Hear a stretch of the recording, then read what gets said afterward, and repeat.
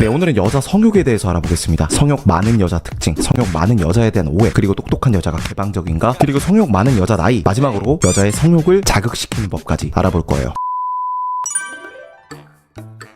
먼저 성욕 많은 여자 특징 두 가지 알아보겠습니다. 어깨가 넓은 여자는 성욕이 많습니다. 이건 시미켄 형님도 인정한 사실인데 왜 그럴까요? 남성 호르몬 수치가 높으면 성욕이 높다는 연구 결과가 있습니다. 이 남성 호르몬 수치가 높으면 여자도 어깨가 발달을 해요. 이 어깨가 넓은 여자들 대부분이 성욕이 높은 거죠. 여자들이 성에 보수적인 이유가 뭔가 잘못될 것 같고 큰일 날 것 같은 이 막연한 두려움 때문이 가장 커요. 우리가 여자친구랑 진도를 나가려고 해도 우리 너무 빠른 거 아니냐 하면서 걱정하죠. 그런 겁니다. 근데 이 남성 호르몬 수치가 높으면 그런 두려움이 적습니다. 남성 호르몬 자체가 불안을 덜 느끼게 하거든요. 남자들이 위험한 짓을 하는 것도 이것 때문이죠. 그래서 아마 여러분 전 여자친구 중에 성욕이 많았던 여자를 떠올려 보면 어깨가 넓었을 거예요. 아니면 성격이 좀 남자 같거나. 저도 생각해보면은 얘는 성욕이 높다 하는 여자들 10명 중에 8명은 육덕진 느낌이거나 몸은 말랐는데 어깨만 넓거나 했던 것 같아요. 한번 생각해보세요. 우리가 학교 다닐 때 소문이 야식구리하게 난 저 여자는 좀 쉽다 이렇게 소문이 난 여자들 보면은 목소리가 좀 저음해 걸걸하고 성격도 좀 화이팅 넘치고 그러죠. 남성 호르몬이 높기 때문입니다. 두 번째, 술을 좋아합니다. 술 좋아하는 거랑 성욕은 별개다라고 생각할 수 있어요. 저도 그렇게 생각해 왔는데 잘 생각해보니까 심리학적으로 술 좋아하는 여자들이 성욕까지 높고 개방적인 확률도 높아요. 왜 그럴까요? 어떤 여자가 술자리뿐만 아니라 술자리 자체를 좋아한다고 해볼게요. 그래서 내일 출근인데 부어라 마셔라 하면서 마셔요. 보통 걱정이 많고 자기절제가 되는 여자면 내일 일이 있으면 술을 안 마시려고 하거든요. 그렇게 빠꾸 없는 성질을 가진 여자들은 좋게 말하면 즉흥적이고 개방적인 거고 나쁘게 말하면 자제력이 없는 거죠. 그런 여자들은 남자랑 잠자리 하는 것 정도는 별게 아니라고 생각해요. 자제력도 없고요. 같은 이유로 담배를 피는 여자나 문신 있는 여자들도 개방적일 확률이 높죠. 건강이나 사회적 시선에 대한 리스크에 대해서 크게 신경을 안 쓰는 거니까요. 술 마시는 성향을 보면 이렇게 여자 성격까지 알 수 있는 거죠. 그리고 또 술 자체를 좋아하는 여자들은 술에 취하는 그 기분 좋은 느낌을 좋아해요. 육체적인 쾌락을 좋아하는 거죠. 그런 여자들은 당연히 육체적인 쾌락을 주는 스킨십도 좋아할 확률이 높습니다. 당연히 뭐 술자리 좋아하면은 자연스럽게 남자랑 합석할 확률도 높고 잠자리를 갖게 될 확률도 높겠죠. 그래서 저는 술 먹고 인사불성되고 취해서 길거리에 늘어놓고 이런 여자는 여자친구로는 생각 안 하려고 해요. 제 경험상 진짜 제 여자친구였든 아니든 100% 사고로 칩니다. 술 먹고 막 남자 찾고 이래요.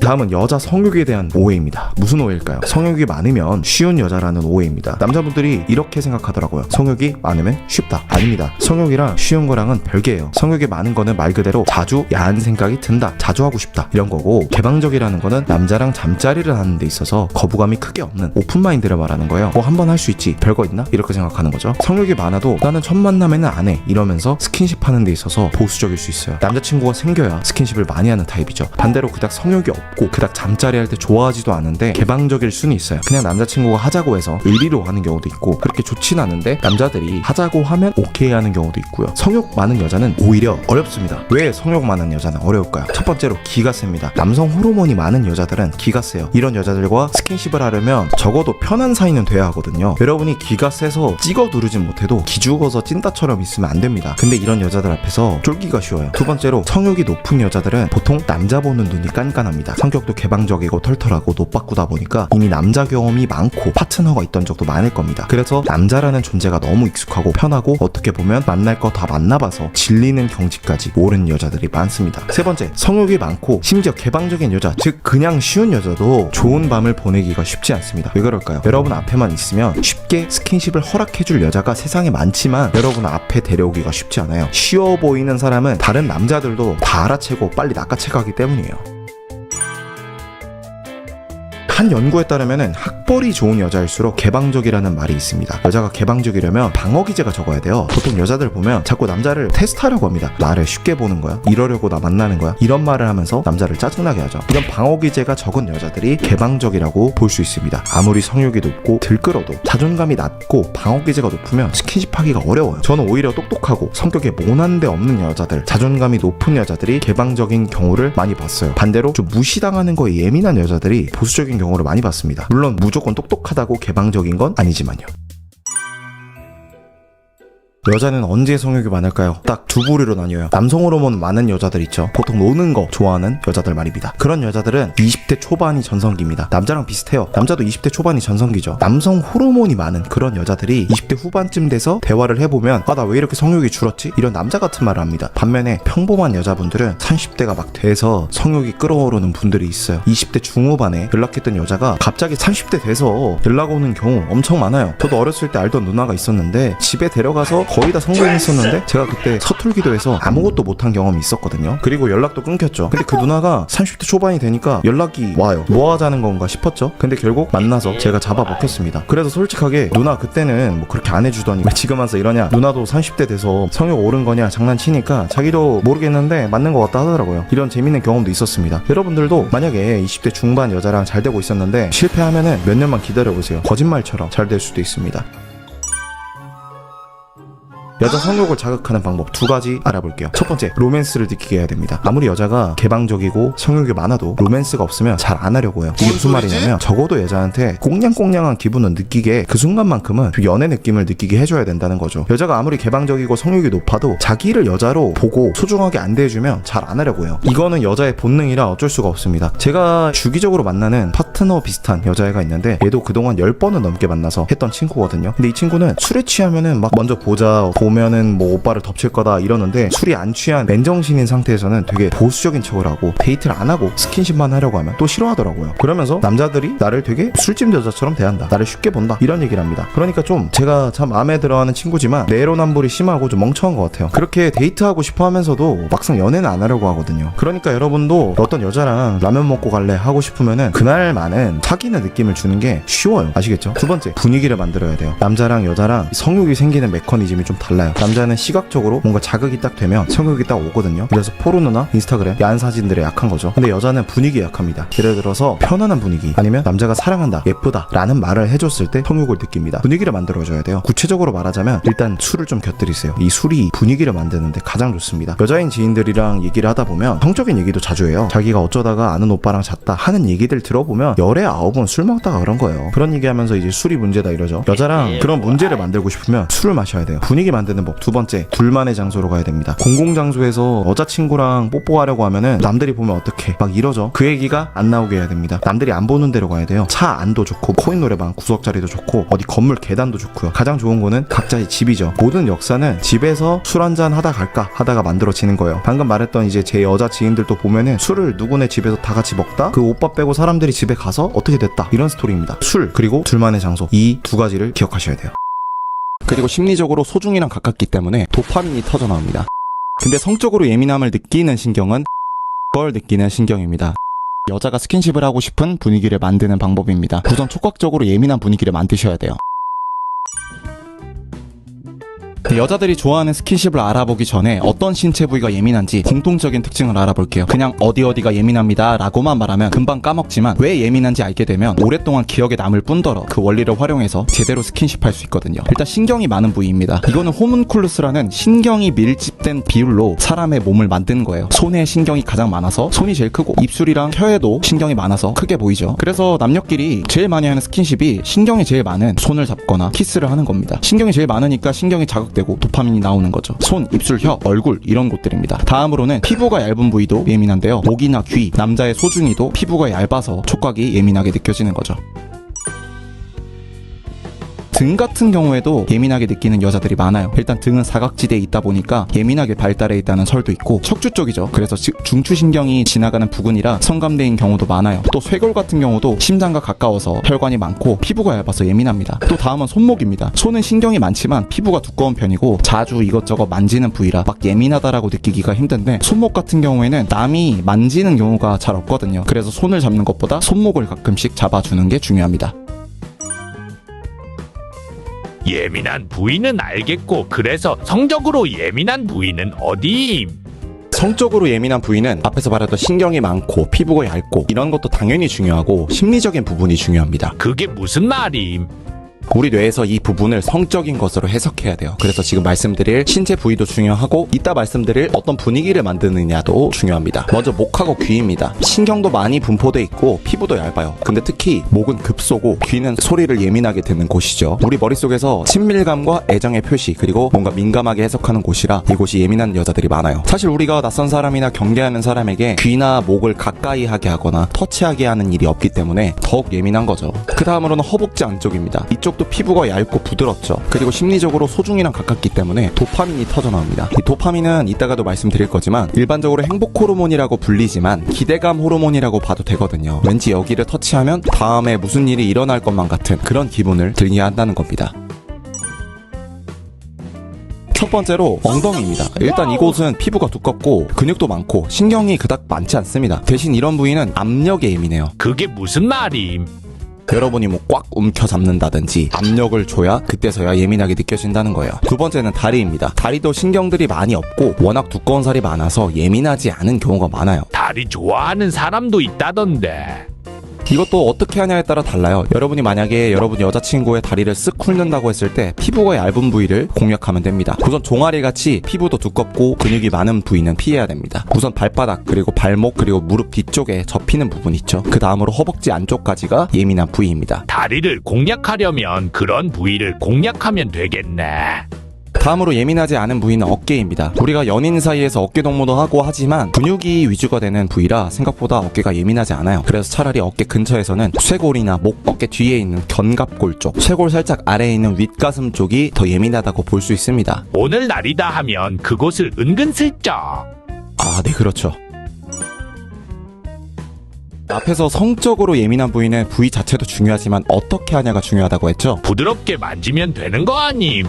그런 것뿐만 아니에요. 우선 우리 몸에는 강한 터치를 예민하게 느끼는 신경이 있고 부드러운, 예를 들면 가볍게 터치하는 것 같이 간지러운 느낌 같은 걸 예민하게 느끼는 신경이 있어요. 근데 성적으로 예민함을 느끼는 신경은 부드러운 걸 느끼는 신경입니다. 그러니까 부드럽게 해야겠죠. 스킨십에도 과학이 있네. 별거는 아니고 약간 전문용어로 쓰자면 성적인 감각과 관련된 신경 수용체에는 두 가지 수용체가 있어요. 마이스너 소체, 루피니 소체. 이 어려워서 하품하시기 전에 짧게 설명해 드릴게요. 마이스너 소체는 가벼운 터치나 부드러운 자극을 느끼는 곳이고 입술, 발바닥, 얼굴, 소중이, 귀, 목, 허벅지 안쪽, 손가락 끝 이런 곳에 많습니다. 두 번째는 루피니 소체인데 느리지만 압력이 있는 터치에 반응하는 수용체입니다. 허벅지나 엉덩이, 소중이 주변 쪽입니다. 어떻게 자극함?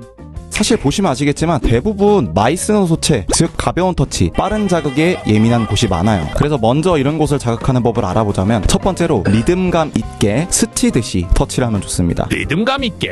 그게 뭐임?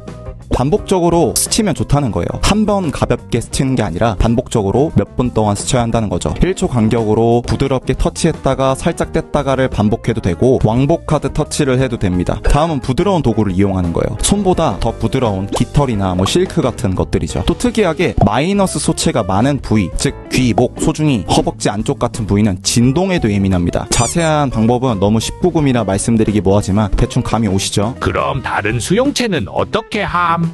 루피니 소체는 지속적인 압박에 예민하다고 했죠. 그게 리듬감 있는 거랑 뭐가 다름?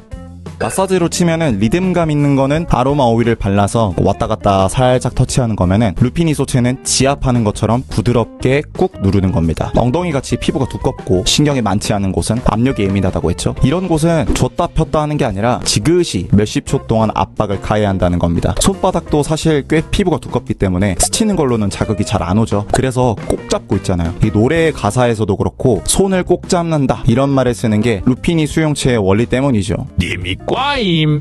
정리하자면 피부가 두꺼운 곳은 지속적으로 몇십 초 이상 압력을 가하는 게 좋고 부드럽게 터치해야 하고 피부가 얇은 부위들은 대부분 반복적으로 리듬감 있게 쓰다듬듯이 스치듯이 터치를 해주는 게 좋다는 겁니다. 한두 번만 만지지 마시고요. 그리고 느리게 해야 합니다. 왜 느리게 해야 함? 이 센서는 느리게 움직이는 것에 더 집중하기 때문이에요. 여러분 피부 중에 얇고 부드러운 곳을 아무거나 만져보면은 그냥 빠르게 마찰을 하는 것보다 부드럽게 터치를 할 때 확 느낌이 오는 걸 느끼실 거예요. 앞에서 예민한 부위를 알려드렸는데 여자가 하고 싶지 않으면 아무런 소용이 없겠죠. 다음은 여자가 스킨십을 하고 싶은 분위기를 만드는 방법입니다. 우선 촉각적으로 예민한 분위기를 만드셔야 돼요. 어떻게 함? 결국 오감 중에 촉각이 1순위가 되도록 하면 되는데 나머지 감각들이 방해되지 않게 만드는 게 중요합니다. 우리가 보통 생각하는 로맨틱한 분위기가 바로 스킨십하기 좋은 분위기입니다. 남녀가 로맨틱해지려면 어떤 분위기가 있어야 되죠? 조용하고 은은하게 음악이 나오고 조명도 분위기 있게 어둡고 소파 같은데 몸을 기대고 있고 이런 거 있죠. 그런 분위기가 바로 시각, 청각 이런 것들이 촉각을 방해하지 않는 상태인 거예요. 우선 시각적으로 너무 밝으면 안 됩니다. 너무 조용하거나 너무 시끄러워도 안 돼요. 커플들이 처음 호텔이나 모텔 같은 데 가면은 괜히 TV 틀거나 음악 트는 게 아니에요. 너무 조용한 곳도 지나친 긴장감을 유발하거든요. 여자가 스킨십하기 좋은 분위기 정말 중요한 게 또 있습니다. 바로 걱정 없는 분위기를 만드는 겁니다. 여자는 애초에 남자보다 걱정이 많고 보수적인데 스킨십에 있어서 특히 걱정이 많아요. 걱정을 처리하는 건 보통 펜도체라는 뇌 부위에서 일괄적으로 하는데 스킨십과 아예 관련이 없는 걱정이 하나만 들어도 몸이 긴장이 돼서 모든 걱정에 대해서 예민해집니다. 예를 들면 집에 가스불 켜고 왔으면 어떡하지? 라는 걱정이 들어도 평소보다 여러분과의 스킨십에도 더 과민하게 반응한다는 거죠. 그래서 데이트 중에 걱정거리, 화날거리, 불안할거리를 만들면 스킨십 성공 확률이 떨어집니다. 왠지 하면 안 될 것 같고 왠지 하면 큰일 날 것 같이 느껴지거든요. 또 대화 주제도 중요합니다. 누굴 욕하거나 불평하거나 미래에 대해서 걱정하는 얘기를 많이 하시면 안 돼요. 몇몇 남자들이 공포영화를 보러 가면 여자들이 막 무서워하면서 남자의 손을 잡고 막 이러니까 스킨십에 도움이 된다고 생각하는데 이것도 괜히 걱정만 키우는 꼴이 되니까 좋은 선택이 아닐 수 있어요. 또 사람이 너무 많아서 짜증이 나거나 너무 덥고 불편한 곳도 피해야 합니다. 사람은 성욕 이전에 두려움을 피하고 안정을 되찾고 싶은 욕구가 강하기 때문에 편안하게 느끼게, 구체적으로 말하면은 여자의 걱정거리가 없게 만들어줘야 합니다. 사람들 술 마시면 스킨십 많이 하던데. 그건 이성이 마비되면서 과감해지기 때문이에요. 또 술을 마시면 친밀감과 관련되는 옥시토신도 분비됩니다. 술 먹으면 괜히 친해지고 그러죠. 또 이성이 마비되면서 걱정도 줄어들고 도파민도 더 나오게 됩니다. 그래서 스킨십뿐만 아니라 위험한 짓도 많이 하는 거예요. 술 안 먹으면 어떡함?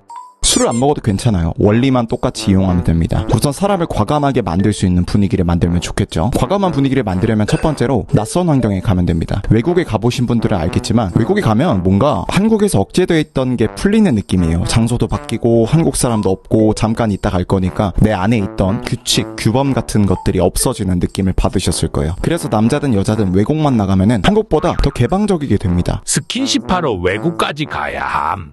외국에 가면 좋겠지만 그건 어려우니까 비슷한 효과만 주면 돼요. 드라이브를 간다든지 야경을 보러 간다든지 산길 같은 곳 있죠. 평소랑 다른 낯선 공간 그리고 사람이 별로 없는 곳들로 가면은 스킨십에 있어서 더 과감해집니다. 다음은 술의 효과 중에 친밀감을 올려주는 방법인데 아까 말했던 친밀감과 관련된 호르몬인 옥시토신이 중요합니다. 옥시토신은 살에 맞댈 때 분비되는데 그래서 내가 마사지를 잘한다고 하면서 여자의 어깨나 손 같은 거를 마사지해주면 좋습니다. 또 데이트 코스를 아예 옥시토신이 많이 분비되는 곳을 가면 좋습니다. 어디를 가야 함? 강아지 카페 같은 데 가면 좋아요. 그런데 가면은 이제 처음 보는 강아지들이 먼저 꼬리 흔들면서 다가오고 쓰다듬어 주고 그렇게 되는데 이 썸녀랑 손을 잡고 싶다 하면은 그런 공간에서 처음 시도하면 성공률이 높겠죠. 옥시토신도 많이 분비되고 강아지랑 스킨십을 계속 하다 보니까 스킨십 자체에 개방된 상태이기 때문이죠. 여자의 욕구를 폭발시키려면 도파민을 자극해야 됩니다. 여러분이 게임을 하든 쇼츠를 보든 안 보고 싶어도 안 하고 싶어도 계속 보게끔 중독시키는 게 바로 도파민이거든요. 여자의 도파민을 나오게 하면 성공입니다. 어떻게 나오게 함?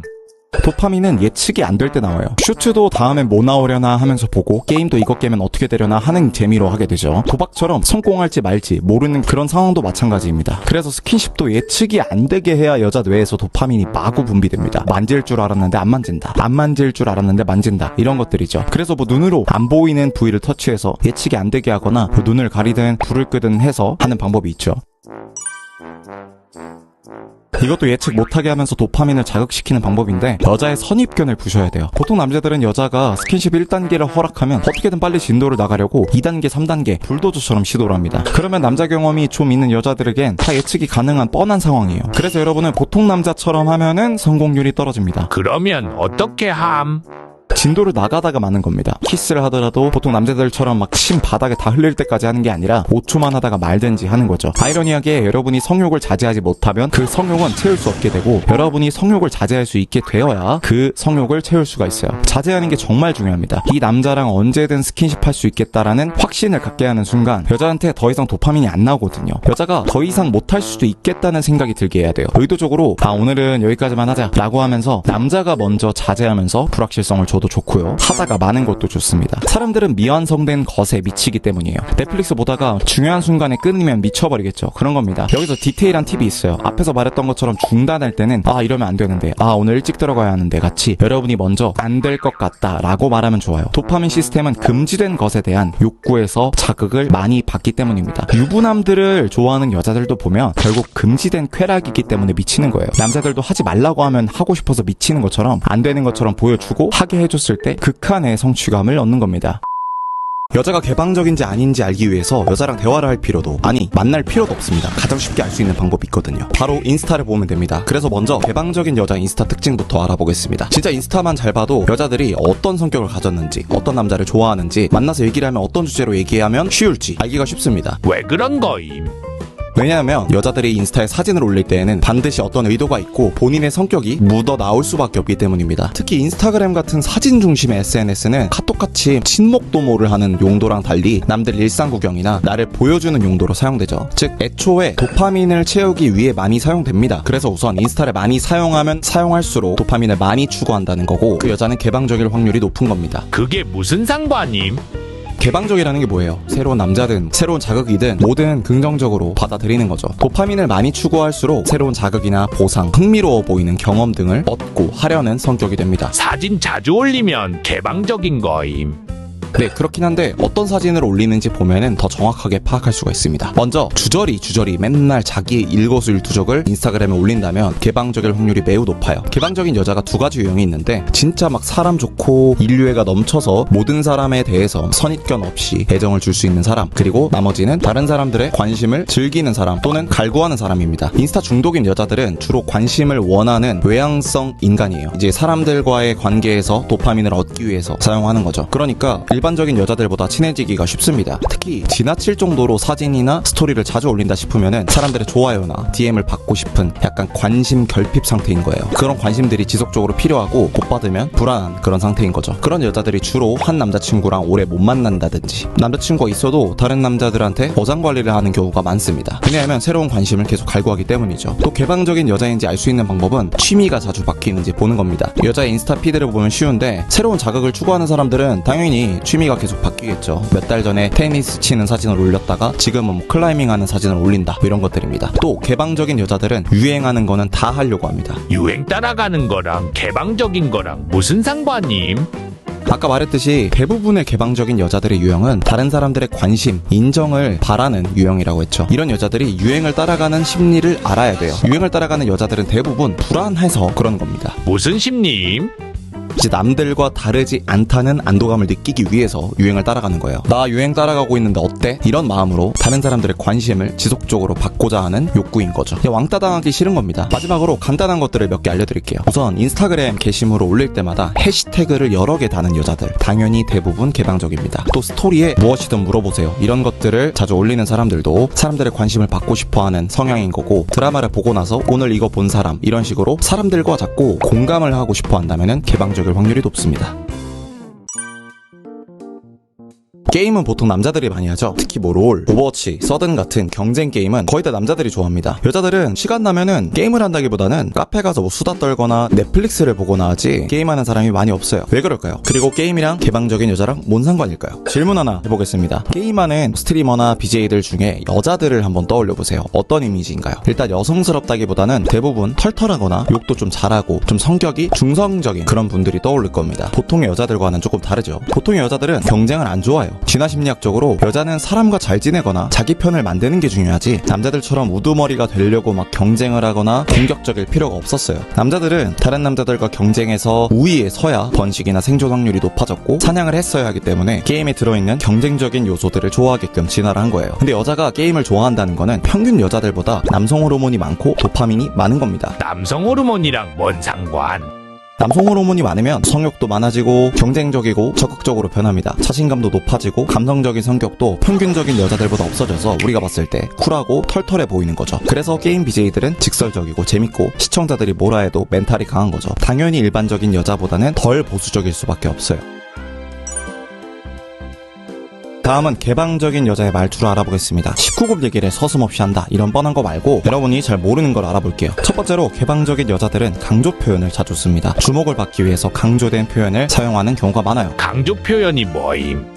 예를 들면 진짜 대박이라니까 이거 들어봐봐 이렇게 자기가 하는 말을 상대방이 듣게끔 자꾸 뭘 갖다 붙이는 겁니다. 두 번째로 더 큰 리액션을 얻기 위해서 과장된 표현을 자주 써요. 예를 들면 진짜로 제일 처음 봤다니까 역대급이야 세상에서 이런 표현을 쓰는 거죠. 과장은 뭐 웃기기 위해서든 주목을 받기 위해서든 결국은 남들의 관심을 받기 위해서 사용하는 거예요. 여자의 목소리가 크거나 제스처가 과한 것도 같은 맥락에서 남들의 주목을 받기 위한 방법 중 하나입니다. 또 개방적인 여자들은 자기 얘기하는 걸 좋아해요. 그래서 목이 쉬어있는 여자들이 많아요. 왜냐면 우선 시끄러운 술자리에 자주 가면서 애초에 말을 크게 해야 하는 환경에 자주 가고 상대방의 말을 끊으면서 내 얘기 들어봐봐 잠깐만 팩트는 이거야 이런 식으로 남의 얘기를 잘라먹고 자기 얘기를 해야 되기 때문에 목소리가 커야 되거든요. 개방적인 여자들 중에 다른 사람들과의 만남을 통해 도파민을 얻는 유형이 많다고 했죠. 그 중에 많은 여자들이 자랑하는 거를 좋아해요. 나 진짜 대단해 같은 자랑 말고도 은근히 돌려서 쓰는 자랑들이 있습니다. 예를 들어서 솔직히 나 같은 사람 없다 라면서 승색을 낸다든가 또는 내가 좀 특이해서 그래 같은 말들이죠. 그게 왜 자랑임?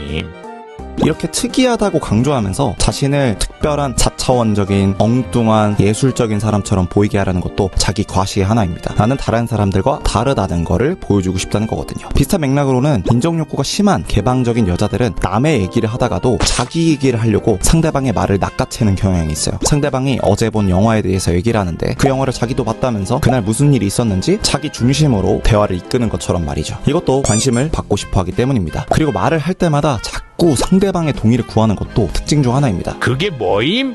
너도 알지? 너도 그렇지? 내 말이 맞지? 너도 봤으면 인정했을걸? 그거 좀 괜찮지 않아? 이런 말투들입니다. 인터넷에서 보면은 나만 그렇게 생각하는 거 아니야 라고 하면서 자기 의견을 내세우는 사람들이 있죠. 그런 사람들도 인정받고 싶어하는 욕구가 강한 부류라고 아시면 되겠습니다.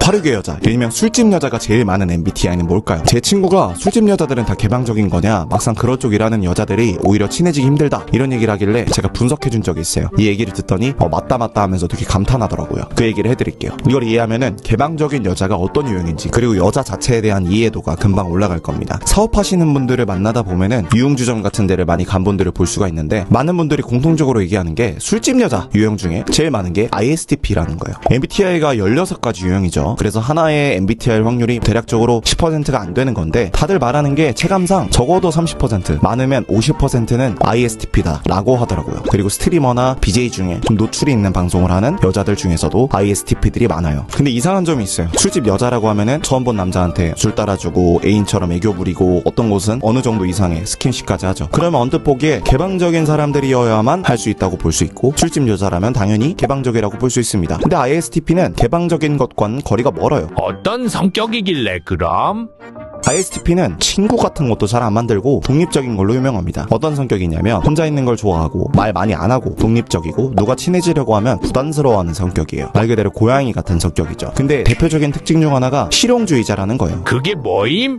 누가 장황하고 막 철학적인 얘기나 꿈, 예술에 대해 얘기를 하고 있으면 옆에서 그게 밥 먹어주는 것도 아닌데 뭘 그렇게 열심히 얘기하냐 이런 얘기를 하는 스타일이 바로 ISTP입니다. 그리고 확실히 남성 호르몬이 보통 여자보다는 많은 성격이에요. 그래서 위험을 감수하는 성격, 도전적인 성격도 가지고 있습니다. 그래서 보통 여자들이라면 아무리 돈이 된다고 해도 그런 일은 좀 그래 라고 생각되는 일들도 할 수 있는 거예요. 그게 사회적으로 비판받을 만한 것이어도 가벼워 보여도 돈 되는데 뭐 라는 쿨한 마인드로 할 수 있는 거죠. 남들이 뭐라 하는 것들 사회적인 평판에 크게 신경 쓰지 않는 성격이라서 가능한 겁니다. 그래서 성적으로든 뭐든 개방적이어 보일 수 있지만 그냥 대수롭지 않게 여기는 것뿐이지 개방적인 성격과는 거리가 먼 것이죠. 다음은 이런 개방적인 여자가 궁금해하는 그리고 나를 매력있게 느끼는 카톡 스킬을 알아볼게요. 이 방법은 개방적인 여자한테만 통하는 게 아니라 흥미를 끄는 법 그 자체이기 때문에 일반적인 여자분들도 굉장히 재밌어하는 대화법입니다. 먼저 하나만 기억해주세요. 여자랑 카톡할 때는 논리 구조형이 아니라 마인드맵 형식으로 말해야 됩니다. 이게 논리 구조고 이런 게 마인드맵입니다. 개방적인 여자들의 사고 구조는 A, B, C, D, E 이렇게 직선으로 쭉 흐르는 게 아니라 A 갔다가 D 갔다가 다시 B 갔다가 F 갔다가 하는 마치 연기가 퍼지는 듯한 확산하는 구조라고 보시면 됩니다. 그래서 이 얘기했다 더 얘기했다 하는 거고요. 보통 남자들은 정보 전달을 좋아해요. 그래서 뭐해? 언제 자? 밥 먹었어? 날씨 좋다. 이런 대화를 좋아합니다. 이런 정보 전달용 카톡만 하면은 너무 뻔하고 재미가 없겠죠. 여기다가 논리적으로 대화를 진행하면 어떻게 될까요? 뭐해? 아, 밥 먹는구나. 뭐 먹어? 맛있어? 다 먹고는 뭐해? 이런 식으로 앞에 정보랑 연관성을 지어서 억지로 맥락에 맞추려고 쓸데없이 질문을 하게 됩니다. 솔직히 이런 정보들 알아도 아무 쓸모가 없거든요. 이런 식으로만 카톡을 하면은 너무 재미가 없어서 여자 입장에서는 여러분과 더 카톡을 하고 더 나아가서 만날 이유가 없게 돼요. 그래서 이 영상을 보고 딱 한 가지만 기억하시면 됩니다. 마인드맵 형식으로 한다는 거 말이죠. 특히 여자가 대화 주제를 휙휙 바꿀 때 보통 남자들처럼 당황하지 마시고 아, 예상대로 마인드맵처럼 생각하는구나 라고 받아들이시면 돼요. 퀴즈를 하나 내보겠습니다. 예를 들어서 민지라는 여자애가 사랑니를 빼고 왔다고 하면은 뭐라고 보내면 좋을까요? 3초만 생각해보세요.